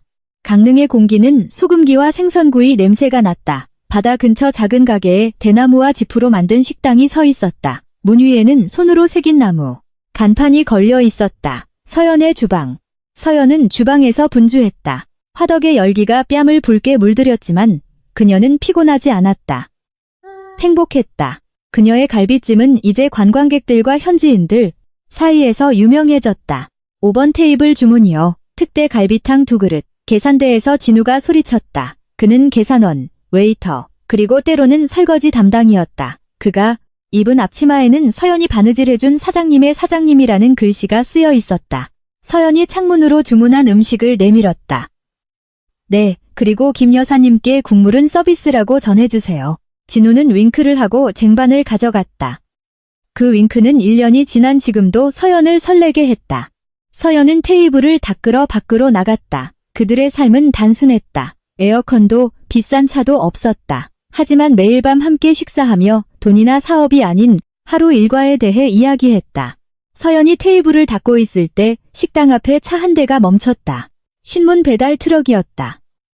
운전사가 내려 테이블에 신문 한 부를 남기고 갔다. 서연의 시선이 헤드라인에 꽂혔다. 기업가 강민준, 무기징역 선고, 내연녀 최유라, 잠적 끝에 구속. 서연은 신문 속 민준의 사진을 쳐다보았다. 그의 얼굴은 늙고 야위었으며 후회로 가득했다. 오만함은 사라졌다. 서연은 한숨을 내쉬었다. 분노도 남편의 몰락에 대한 기쁨도 느끼지 못했다. 오직 평화만이 느껴졌다. 정말 끝났다. 운명이 정의를 실현했다. 그녀는 신문을 접어 냄비 받침 밑에 두었다. 그것은 더 이상 그녀에게 뉴스가 아니었다. 역사였다. 진우가 다가와 뒤에서 그녀를 안았다. 왜 그렇게 멍하니 있어요? 무슨 문제라도? 서연은 고개를 저으며 진우의 가슴에 기댔다. 아니요, 그냥 내가 얼마나 운이 좋은지 생각하고 있었어요. 내가 더 운이 좋죠. 진우가 그녀의 귓가에 속삭였다. 진짜 진주를 찾았으니까. 서연은 돌아서서 진우의 얼굴을 잡았다. 그의 눈은 돈으로 살 수 없는 사랑으로 가득했다. 진우 씨, 서연이 말했다. 내가 산산조각 났을 때 날 주워줘서 고마워요. 난 당신을 줍지 않았어요. 진우가 대답했다. 단지 다시 맞춰줬을 뿐이에요. 그들의 이마가 부드럽게 맞닿았다. 배경으로는 바다의 파도 소리와 손님들의 웃음소리가 들렸다. 더 이상 할 말은 필요 없었다. 진정한 사랑은 조용하고 평화로우며 무엇보다도 대가가 없었다. 식당 벽에는 액자가 걸려 있었다. 결혼사진이 아니라 작은 가게 앞에서 찍은 서연과 진우의 사진이었다. 서연이 어머니의 귀걸이를 하고 진심으로 웃고 있었다. 인생은 바다와 같다. 때로는 파도가 거세고 때로는 위험하다. 하지만 함께 노를 저어줄 사람이 있다면 어떤 폭풍도 이겨낼 수 있다. 1년 후, 묘지는 조용했다. 새소리와 아카시아 나무 사이를 스치는 바람 소리만이 들렸다. 서연은 어머니 이정숙의 묘비 앞 잔디에 앉아 있었다. 그녀는 걸레로 묘비를 닦았다. 어머니가 가장 좋아하셨던 신선한 난초를 놓았다. 햇살은 피부에 따뜻했지만 뜨겁지 않았다. 하늘의 포옹 같았다. 엄마. 서연이 묘비의 이름을 쓰다듬으며 속삭였다. 이제야 찾아와서 미안해요. 식당 일이 너무 바빴어요. 그거 아세요? 제 갈비찜이 유명해졌어요. 아마 엄마가 드셨으면 아직 새우젓이 부족하다고 하셨을 거예요. 그녀는 작게 웃었다. 가볍고 자유로운 웃음이었다. 서연은 가방에서 하얀 봉투를 꺼냈다. 교도소에서 온 것이었다. 민준의 편지. 몇 달 동안 가지고 있었지만 오늘에서야 이곳에 가져올 용기가 생겼다. 읽기 위해서가 아니라 놓아주기 위해서. 그녀는 봉투에 쓰인 민준의 필체를 보았다. 예전에 이 남자의 모든 메시지는 그녀의 심장을 설렘이나 두려움으로 뛰게 했다. 지금은 그저 종이일 뿐이었다. 무게도 힘도 없었다. 엄마, 서연이 계속했다. 엄마가 그랬죠. 용서는 우리를 아프게 한 사람을 위한 게 아니라 우리 자신의 평화를 위한 거라고요. 전 그를 용서했어요. 그가 자격이 있어서가 아니라 제가 행복할 자격이 있기 때문이에요. 서연은 봉투를 열지 않았다. 대신 묘비 발치, 꽃병 아래에 놓았다. 과거를 그것이 속한 땅에 묻었다. 그녀는 귀를 만졌다. 여전히 어머니가 주신 귀걸이를 하고 있었다. 그녀의 모든 눈물과 승리의 증인이었던 모조 진주. 이 유산, 고마워요, 엄마. 예전에는 이게 인내의 상징인 줄 알았어요. 이제는 알아요. 이건 진실의 상징이라는 걸요. 무슨 일이 있어도 진정한 가치는 보석의 광택이 아니라 내면의 강인함에서 온다는 걸요. 멀리서 진우가 기다리는 것이 보였다. 그는 나무에 기대어 있었다. 서두르지 않고 그녀에게 공간과 시간을 주고 있었다. 눈이 마주치자 진우가 미소 지었다. 나는 여기 있어라고 말하는 미소였다.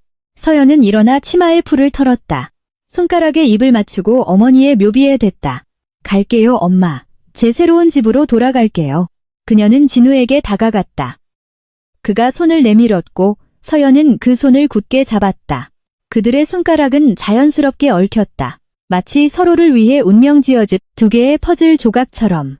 묘지를 걸어 나가는 동안 햇빛이 서연의 귀걸이에 부딪혔다. 눈부시게 반짝였다. 진주는 상처 때문에 만들어진다. 조개 안에 이물질이 들어가면 조개는 고통스러워한다. 하지만 고통 속에서 죽는 대신 그 상처를 자신의 아름다움으로 감싸 결국 값비싼 보석이 된다. 서연, 그녀가 바로 그 진주였다. 고통이 그녀를 강하게 만들었다. 그리고 이제 그녀는 다른 누구를 위해서가 아니라 자기 자신을 위해 빛나고 있었다. 이것으로 서연과 진우의 재기와 진정한 사랑 이야기는 끝이 납니다. 끈기 있게 마지막까지 들어주셔서 감사합니다. 이 여정이 쉽지 않았다는 것을 압니다. 저 역시 서연이 자신의 집에서 학대받는 장면을 쓰면서 마음이 무거웠습니다. 당장이라도 달려가 그녀를 지켜주고 싶은 심정이었습니다. 많은 분들께서 희망이 보이지 않던 시절에 분노를 느끼셨으리라 생각합니다. 하지만 이 이야기는 단순한 허구가 아닙니다.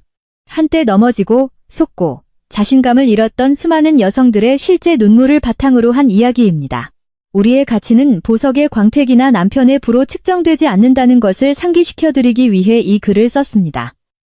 서연의 진주처럼 우리 존재의 가장 아름다운 부분은 상처받고 치유된 후에 형성됩니다.